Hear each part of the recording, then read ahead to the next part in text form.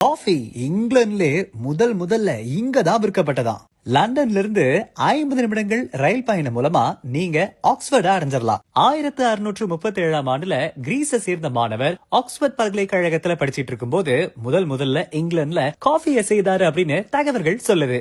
வரலாற்று சிறப்புமிக்க இந்த ஆக்ஸ்போர்ட்ல புகழ்பெற்ற ஒரு கபட் மார்க்கெட் இருக்கு. இது 1774 ஆண்டுல திறக்கப்பட்டது அப்படின்னு தகவல்கள் சொல்லுது. இந்த கபட் மார்க்கெட்ல உணவு, ஓவியங்கள், பூக்கள், விளக்குகள், பொம்மைகள்னு எக்கச்சக்கமான பொருட்கள் இருக்கு. நான் ஒரு blackcurrant cheesecake milk ஷேக்க 8 வெள்ளிக்கு வாங்கினேன். அற்புதமான இந்த ஆக்ஸ்போர்ட்ல 28 பிரிட்டிஷ் பிரதமர்கள், 30 அனைத்துலக தலைவர்கள், நோபல் பரிசு வென்ற 55 நபர்கள், ஒலிம்பிக் பதக்கத்தை வென்ற 120 விளையாட்டு வீரர்கள்னு பல பேரு இங்கதான் படிச்சு பட்டம் பெற்றாங்க. ஆக்ஸ்போர்டுக்கு போனா நீங்க கண்டிப்பா ரெட்கிளிஃப் ஸ்கொயர் இந்த பகுதிக்கு போயாகணும். அதுலயும் இந்த ரெட்கிளிஃப் கேமரா அப்படிங்கிற கட்டடத்துக்கு முன்னால ஒரு படம் எடுத்தே ஆகணும். பழங்காலத்து கட்டடங்கள் குவிஞ்சிருக்கிற ஆக்ஸ்போர்ட்டை ரசிச்ச பிற்பாடு புதுசா ஏதாவது பொருள் வாங்கணும்னு நினைச்சீங்கன்னா ஆக்ஸ்போர்டின் மத்திய பகுதியில இருக்கிற வெஸ்ட் கேட் அப்படிங்கிற மாலுக்கு நீங்க போகலாம். ஆசை தீர பொருட்களை வாங்கலாம்.